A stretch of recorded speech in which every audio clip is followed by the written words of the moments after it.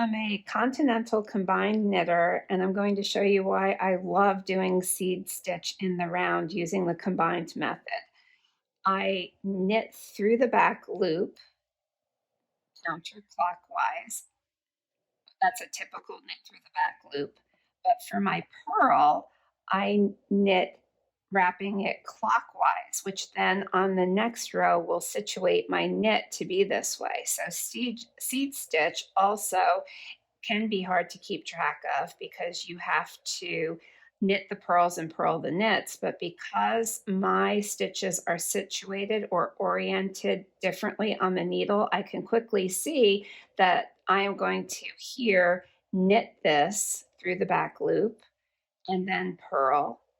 So you can see how quickly this goes, knitting and purling, knitting, purling. I'm going to slow it down again to show again with the leading leg being in the back. I know that I'm going to knit this through the back loop, wrapping it counterclockwise as a Western knitter would do, but my purls, I purl Eastern. So instead of going this way as a Western knitter would do, wrapping it this way and having to use this finger and make that difficult wrap, I can just pick it like that, knitting it clockwise.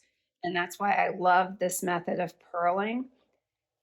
And then I'm also going to show you what happens when I get to the end of my row. Well, here I'm still doing seed stitch.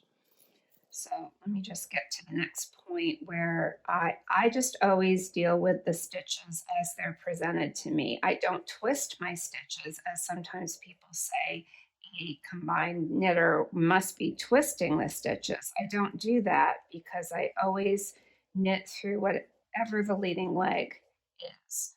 So I'm going to get to the cabling section and be able to show you that when I knit in the round, sometimes if I'm not purling, I do have to knit a traditional knit stitch. So let me get my chain counter here.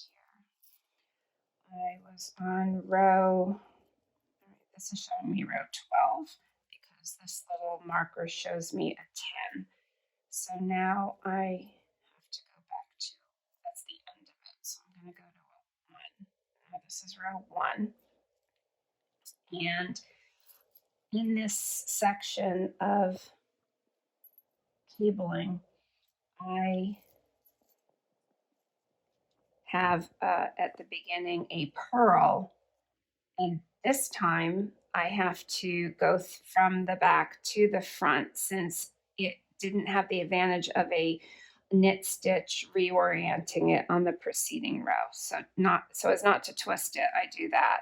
And now these stitches for the stockinette section will look familiar to any Western knitter. They're oriented that way. So I have to knit traditional Western through the front because of it being stockinette in the round. I don't have my purls that would then reorient them. So then I just deal with it. Since they are mounted Western, I knit as a traditional Western continental knitter would do through the front through the front. I'm almost to the end of what I want to show you here. Right away, I know that that's going to be a purl because it's mounted that way. So I bring my yarn to the front and pick it from the back to keep it open. So I'm not twisting my stitches. And then I'm back to my seed stitch